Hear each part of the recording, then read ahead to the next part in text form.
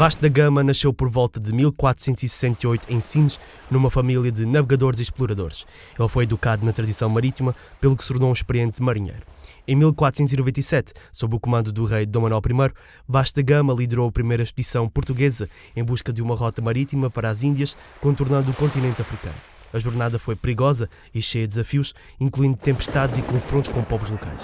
Finalmente, em maio de 1498, Vasco da Gama chegou à cidade de Calicut, na Índia, estabelecendo uma rota marítima direta para as ricas terras do Oriente.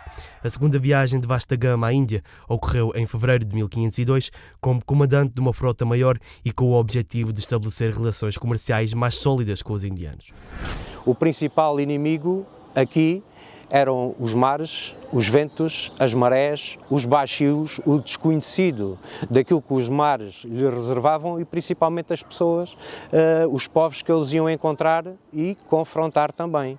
Porque eles ao longo da viagem tiveram que fazer várias paragens, como eram as chamadas aguadas, eles paravam e abasteciam-se de água, de alimentos. A questão das doenças também foi complicada, principalmente o escorbuto que afetou a tripulação e matou vários marinheiros que seguiam com Vasco da Gama. Marinheiros esses também que já tinham provas dadas, alguns e maioritariamente da região Alentejo, mas já tinham provas dadas também na arte de navegar. Ao ser incumbido de descobrir o caminho marítimo para a Índia, certamente que, enquanto pessoa, enquanto homem, daquela altura, daquela época, com todo o papel que o homem tinha na sociedade e ainda por cima ter sido nomeado para fazer tão grande feito e ter-lhe dado continuidade posteriormente, obviamente que as preocupações tinham que ser bastantes na cabeça de Dom Vasco da Gama. Ele levava consigo embarcações, levava consigo pessoas, levava consigo uma intenção.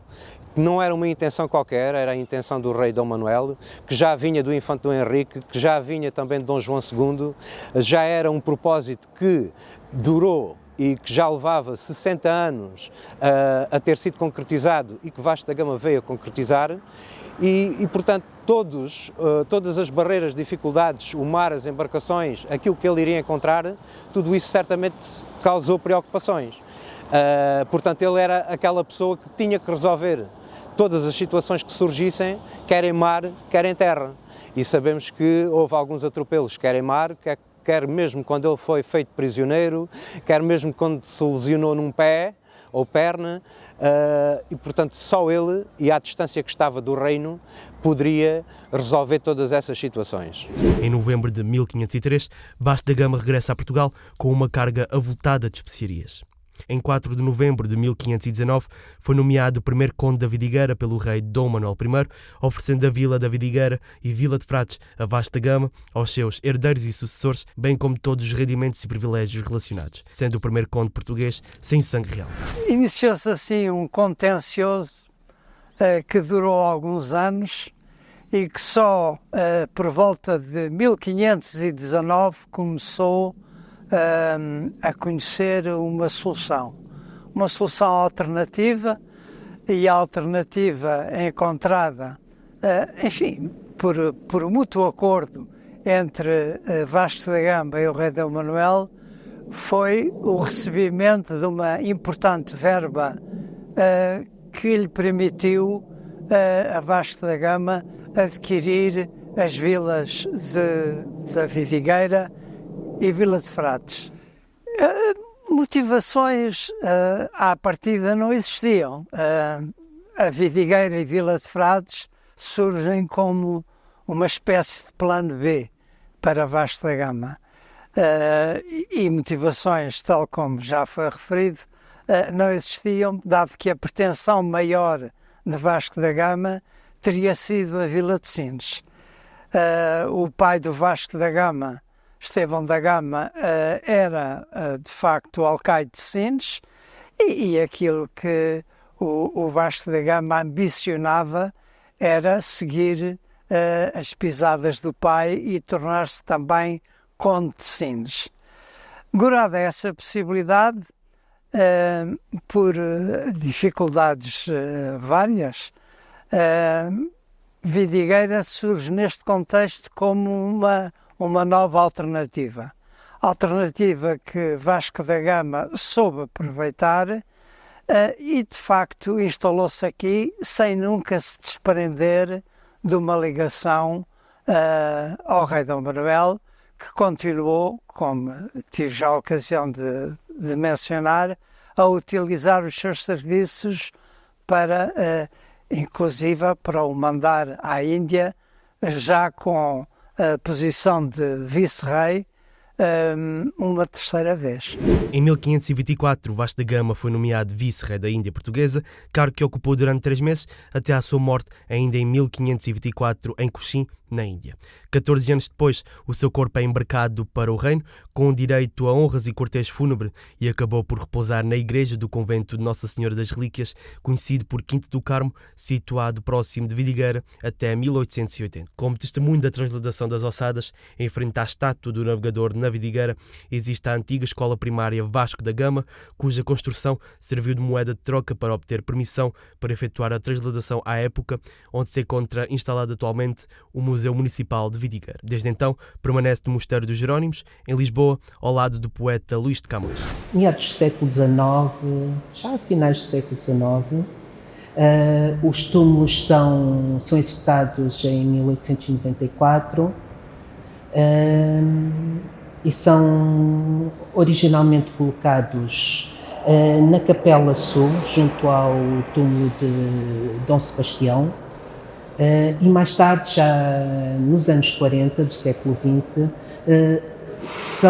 são colocados onde estão hoje, aqui no Subcoro, nesta zona onde estamos.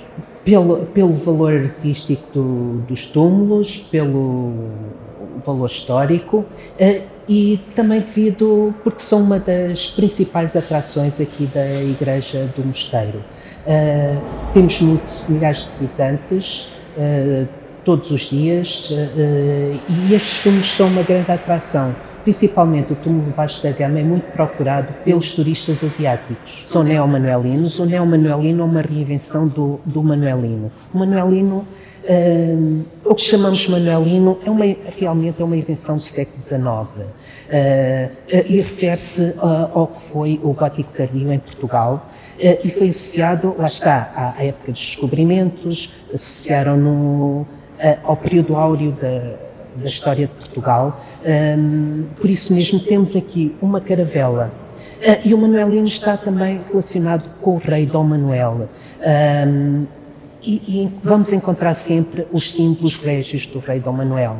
A escara armilar, que temos aqui no túmulo, a cruz da Ordem de Cristo e também as armas de Portugal.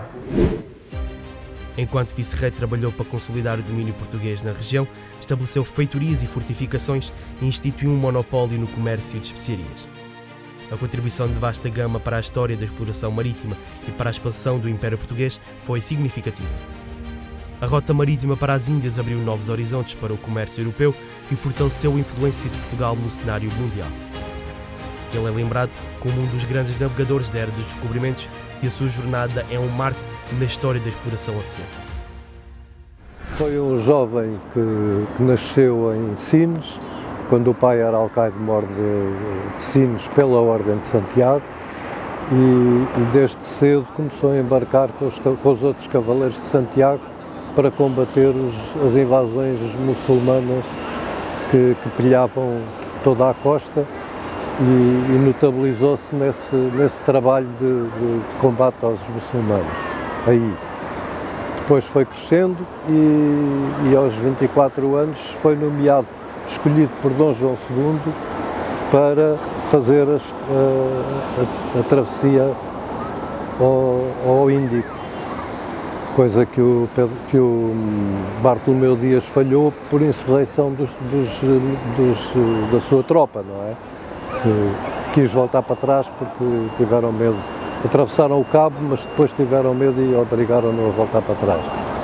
E o Vasco da Gama ia com instruções precisas, não só diplomáticas, para convencer o Samorim quando chegasse à Índia, mas para não deixar que a sua tropa fandanga, que aquilo era uma tropa fandanga, eram arregimentados nas praias, porque sabiam navegar e sabiam ir ao mar e eram destemidos, mas eram uma malta que não estava habituada a obedecer.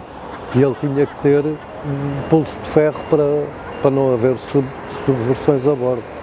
A história foi importantíssima, não é? Porque permitiu à Europa conhecer quase o mundo e foi nesse aspecto pioneiro.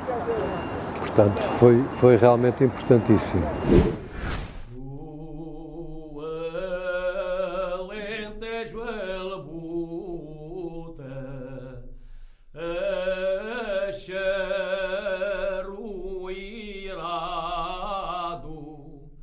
Quem passa vê e escuta, se canta quem toca o gado.